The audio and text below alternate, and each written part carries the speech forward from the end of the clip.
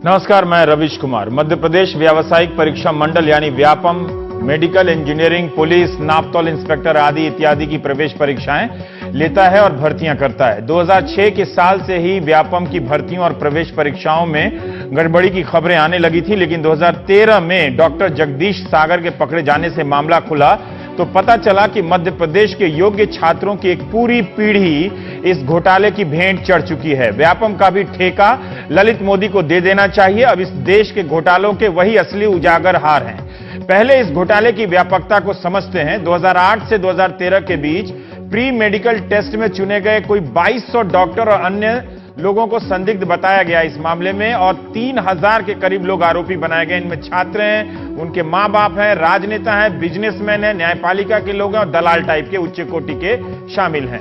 करीब 1700 गिरफ्तार हुए हैं, जिनमें से कुछ जमानत पर हैं, कुछ जेल में हैं। बड़ी संख्या में छात्र जेल में हैं और अभी भी करीब 500 लोग फरार बताए जाते हैं। इंजीनियरिंग की प्रवेश परीक्षा का मामला अभी पूरी तरह से खुला नहीं है, लेकिन मेडिकल के खुलासे ने मध्य प्रदेश के नेताओं और अफसरों को एकजुट कर दिया है, क्योंकि इसमें योग्य छात्रों की जिंदगी बर्बाद कर उनके नकारे बच्चों को एडमिशन मिला है। मुख्यमंत्री शिवराज सिंह चौहान ने विधानसभा में स्वीकार किया है कि 1000 भर्तियां अवैध हुई हैं। इस मामले में कई मंत्री, आईपीएस, राज्य पुलिस अधिकारी, राष्ट्रीय स्वयंसेवक के संघ के नेताओं के करीबी और यहां तक कि कांग्रेसी नेताओं के भी नाम आए हैं आरोपी के रूप में और लाभार्थी के रूप में। विसिल ब्लोअर आनंद राय का दावा है कि मुख्यमंत्री शिवराज सिंह चौहान के करीबी डॉक्टर अजय मेहता भी आरोपी हैं, जिन्हें राज्य मंत्री का दर्जा प्राप्त था। सीएम के ओएसडी प्रेम प्रसाद और उनकी बेटी भी आरोपी हैं। अग्रिम जमानत मिली है, मगर सरकार ने विरोध नहीं किया। राज्य मंत्री गुलाब सिंह किरार और उनके बेटे शक्ति प्रताप सिंह आरोपी हैं। शक्ति का मेडिकल में 4था रैंक था। इनके खिलाफ जुलाई 2014 में एफआईआर हुई, लेकिन अभी तक गिरफ्तारी नहीं हुई। व्यापम के परीक्षा नियंत्रक सुधीर सिंह भदौरिया भी गिरफ्तार नहीं हुए हैं। ये भी केंद्रीय मंत्री नरेंद्र सिंह तोमर के करीबी बताए जाते हैं। भदौरिया अभी भी इंदौर के सरकारी इंजीनियरिंग कॉलेज के निदेशक के पद पर विराजमान है। मध्य प्रदेश के पूर्व उच्च शिक्षा मंत्री लक्ष्मीकांत शर्मा जेल में है। इस बीच एक और घोटाला सामने आ रहा है। एमपी डीमेट के तहत 50 सीटों की परीक्षा होती है। आरोप लग रहे हैं कि इम्तिहान से पहले ही 25 लाख में एमबीबीएस और 1 करोड़ में पोस्ट ग्रेजुएट की सीट बुक हो जाती है। कांग्रेस नेता अरुण यादव का आरोप है कि इसमें कथित रूप से जजों के बेटे, बीजेपी से जुड़े नेताओं के बच्चों के नाम सामने आ रहे हैं। सीएम शिवराज सिंह की बहन की बेटी का भी एडमिशन 2012 में इसके तहत बताया जाता है। हाईकोर्ट में एसटीएफ ने माना है कि 23 आरोपियों की मौत हुई है। शनिवार रविवार को ही 2 मौतों को जोड़ दें तो संख्या 25 पहुंचती है। कुछ का दावा है कि 40 है। 2012 में व्यापम की आरोपी एक आदिवासी लड़की नम्रता दामोर को ट्रेन से फेंक दिया गया।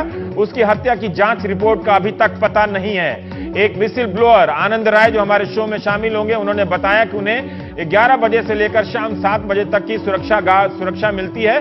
उसके आगे पीछे वे भगवान भरोसे रहते हैं। साइकिल से चले जा रहे इस दृश्य में साइकिल से चले जा रहे ये ग्वालियर के आशीष हैं। इनके पीछे चला आ रहा सुरक्षा गार्ड देश में कमांडो और एनएसजी की ट्रेनिंग का मजाक उड़ा रहा है। जब यह इस हालत में सुरक्षा दे सकता है तो फिर एनएसजी या एसपीजी की जरूरत क्या है।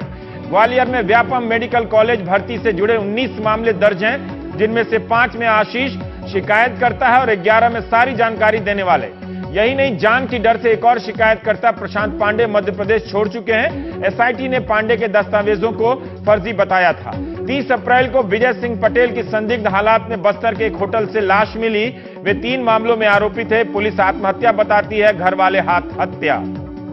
40 साल के डॉक्टर राजेंद्र 48 घंटे के भीतर मरने वाले दूसरे आरोपी हैं। ग्वालियर के डॉक्टर कहते हैं उनके लीवर में इंफेक्शन था।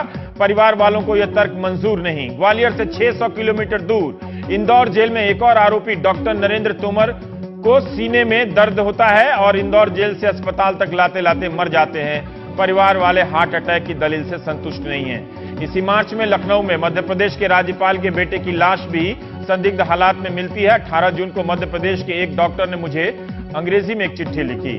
उसका एक हिस्सा आपको पढ़कर सुना रहा हूं। हालत यह है कि जब मैंने डॉक्टर साहब से पूछा कि क्या मैं आपका नाम और लिखावट दर्शकों को दिखा सकता हूं, तो वो बेहद डर गए। उन्होंने मना कर दिया कि हम छोटे मोटे डॉक्टर हैं। कितनी इज्जत होती है डॉक्टर की अपने शहर में। एक प्रिस्क्रिप्शन टीवी पर नहीं दिखा सकता। अब सोचिए, जाहिर है व्यापम के आरोपियों की हालत ने वाजिब चिंता करने वालों को डराना सताना शुरू कर दिया है। डॉक्टर साहब का जो लिखा हुआ उसका कुछ अंश यह है कि क्या हम हर घोटाले में पैसे की ही गिनती करते रहेंगे जैसे 2G या 3G में करते हैं? मैं जिस घोटाले का जिक्र करने जा रहा हूं इसका समाज पर दूरगामी असर पड़ने वाला है। पिछले दरवाजे से प्रवेश पाने वाले डॉक्टर कभी भी संजीदगी से समाज की सेवा नहीं करेंगे। यही कारण है कि मध्य प्रदेश में स्वास्थ्य सेवाओं का स्तर गिरता जा रहा है। घोटाले से जो वन निरीक्षक या टीचर बनेगा वो कैसे ईमानदारी से काम करेगा?